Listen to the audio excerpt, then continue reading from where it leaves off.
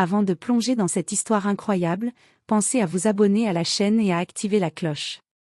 Ici, chaque récit a quelque chose à dire, et vous ne voudrez pas en manquer un seul. La salle d'opération était baignée d'une lumière blanche, froide, presque irréelle. Les machines émettaient des bips réguliers, rassurants en apparence. Sur la table, immobile, Aïcha, une femme noire de 34 ans, était inconsciente, entièrement livrée à ceux censés lui sauver la vie. Elle avait signé tous les formulaires. Elle avait fait confiance. Mais derrière les masques chirurgicaux, quelque chose n'allait pas. Alors que l'anesthésiste vérifiait les constantes, l'un des chirurgiens lâcha une remarque à voix basse, suivie d'un ricanement étouffé. Une autre répondit, amusée. Des mots cruels. Déshumanisants. Elle ne sentira rien, de toute façon. Ce qu'ils ignoraient, c'est que tout était en train d'être enregistré. Aïcha n'était pas seulement une patiente. Elle participait, sans le savoir, à la plus grande erreur de leur carrière. À l'extérieur du bloc, une infirmière stagiaire sentit un frisson lui parcourir l'échine. Ce qu'elle venait d'entendre dans son casque de surveillance n'était pas normal. Pas légal. Pas humain. Et quand elle osa jeter un œil par la vitre, elle comprit que quelque chose de grave se passait. À l'intérieur, les chirurgiens avaient franchi une ligne invisible. Une ligne qui allait bientôt détruire leur carrière, leur réputation, et leur liberté. Ce qu'Aïcha découvrira plus tard va choquer tout un pays. Et la vérité, une fois révélée, ne pourra plus jamais être étouffée. Le bistouri brillait sous la lumière crue du bloc opératoire. Scalpel. La voix du chirurgien principal, le docteur Martin Hale, était calme. Trop calme.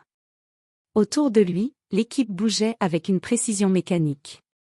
Tout semblait normal, en apparence. Sur la table, Aïcha respirait lentement sous anesthésie générale. Son visage était détendu, vulnérable. Elle ne savait pas que, dans cette salle, sa dignité venait d'être mise en danger. Encore une patiente, comme ça, murmura une voix derrière un masque. Un ricanement répondit. L'infirmière stagiaire, Lena, se figea. Elle n'était là que depuis 3 semaines, mais elle connaissait les règles. Ce genre de remarque n'avait aucune place ici. Concentrez-vous, lança Hale, sans même lever les yeux, mais sans vraiment désapprouver. Puis tout bascula. Au lieu de suivre le protocole prévu, le chirurgien modifia l'intervention. Sans justification. Sans note au dossier. On peut tester autre chose, dit-il, presque amusé. Les écrans affichaient des constantes stables. Mais Lena sentit son cœur battre trop vite. Ce n'est pas ce qui est prévu, osa-t-elle dire d'une voix tremblante. Le silence tomba. Elle se tourna lentement vers elle. Tu veux m'apprendre mon métier? Non, docteur, mais... Alors observe. Et tais-toi. Un autre chirurgien sortit son téléphone, dissimulé sous le champ opératoire. Il filma. Pas pour le dossier médical. Pas pour la formation. Pour se moquer. Pour prouver quelque chose. À cet instant précis, il venait de commettre une faute irréversible. Lena recula d'un pas, glacée. Elle venait d'être témoin de l'impensable. Et elle comprit une chose. Si Aïcha survivait, la vérité finirait par éclater.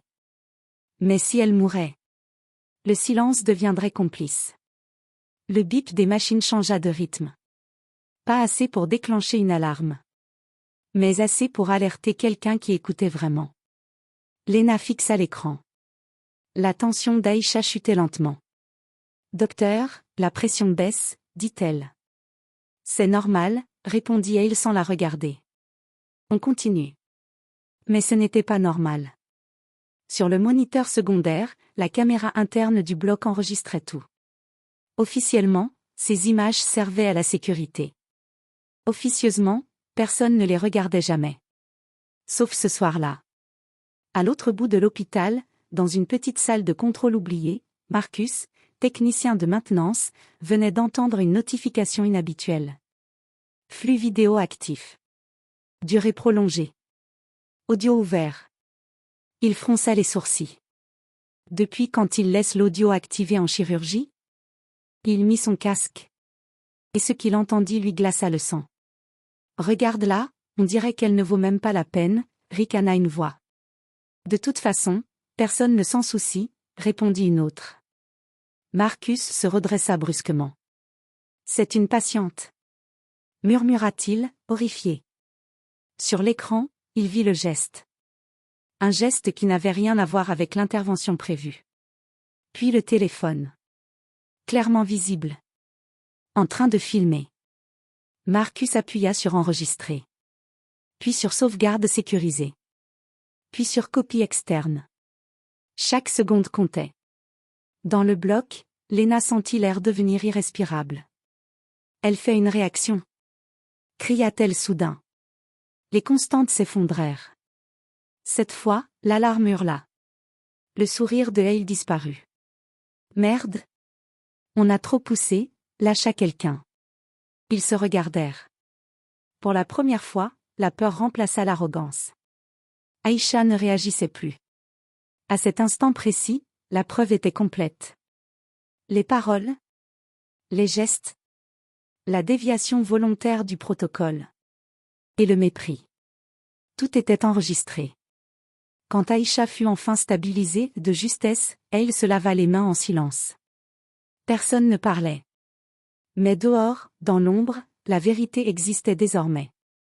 Indestructible. Copiée. Datée. Et elle n'attendait qu'une chose. Sortir au grand jour. Le lendemain matin, l'hôpital Saint-Grès se réveilla comme tous les autres jours. Couloir propre. Sourire forcé. Blouse impeccable. Mais sous cette façade, la panique couvait. Dans une chambre de soins intensifs, Aïcha ouvrit lentement les yeux. Une douleur sourde lui traversa le corps. Elle voulut parler. Sa gorge brûlait. « Où suis-je » murmura-t-elle. L'infirmière se figea. Puis appuya discrètement sur un bouton d'appel. « Vous êtes en sécurité » répondit-elle doucement. « Reposez-vous. » Mais Aïcha sentit que quelque chose n'allait pas. Son corps ne réagissait pas comme avant. Et surtout, les regards autour d'elle étaient fuyants. À quelques étages de là, dans une salle fermée à clé, Marcus faisait face à deux personnes en costume sombre. La direction de l'hôpital. Et un inspecteur de l'Agence sanitaire nationale. « Vous comprenez la gravité de ce que vous affirmez » demanda l'inspecteur. « Oui » répondit Marcus, la voix ferme. « Et j'ai tout sauvegardé. » Il posa une clé USB sur la table. Silence. Quand la vidéo démarra, les visages pâlirent. Les insultes. Les rires. La déviation volontaire de l'intervention. Le téléphone en train de filmer. « Coupez ça » souffla la directrice. « Non » répondit l'inspecteur. « Maintenant, on regarde jusqu'au bout. » À midi, une rumeur se répandit dans l'hôpital comme une traînée de poudre. Des badges furent désactivés. Des portes bloquées. Le docteur Hale tenta d'entrer au bloc. Accès refusé. « C'est une erreur » protesta-t-il. « Pas du tout, docteur » répondit calmement un agent de sécurité. « Vous êtes suspendu. » Dans les couloirs, les employés chuchotaient. Certains détournaient le regard. D'autres tremblaient. Lena, l'infirmière stagiaire, fut convoquée à son tour. Elle crut s'effondrer. Mais quand on lui dit « Merci d'avoir parlé », elle comprit que, pour une fois, la vérité avait gagné du terrain. Le soir même, un scellé judiciaire fut apposé sur la salle d'opération numéro 3. Et dans sa chambre, Aïcha reçut enfin la visite d'un médecin indépendant. « Madame, ce qui vous est arrivé est grave. »« À quel point » demanda-t-elle, les yeux humides. Il hésita. « Assez pour que le pays entier en parle très bientôt. » À cet instant, Aïcha comprit une chose. Elle n'était plus seulement une patiente. Elle était le cœur d'un scandale national. La salle d'audience était pleine à craquer. Journalistes. Caméras. Militants. Personne ne voulait manquer ce procès. Au premier rang, Aïcha avançait lentement, appuyée sur une canne. Chaque pas rappelait ce qu'on lui avait volé dans cette salle d'opération. Quand elle leva les yeux, elle les vit. Le docteur Hale. Ses collègues. Costume sombre. Visage fermé. Plus de masque. Plus de supériorité. La procureure prit la parole. Ce dossier n'est pas une erreur médicale. C'est un abus de pouvoir. Un mépris assumé de la vie humaine. Puis l'écran géant s'alluma. Les vidéos. Les rires. Les mots humiliants. Le téléphone filmant une patiente inconsciente. Dans la salle, des murmures indignés. Une femme sanglota. Un homme serra les poings. Aïcha ferma les yeux. Puis les rouvrit. « Je veux parler », dit-elle soudain. Silence total. J'ai fait confiance. Je suis entrée dans cet hôpital en pensant que ma vie comptait autant que celle de n'importe qui. Sa voix trembla. Ce jour-là, j'ai compris que, pour eux, je n'étais qu'un corps. Pas une personne. Les chirurgiens baissèrent la tête. Le juge inspira profondément. La cour a délibéré.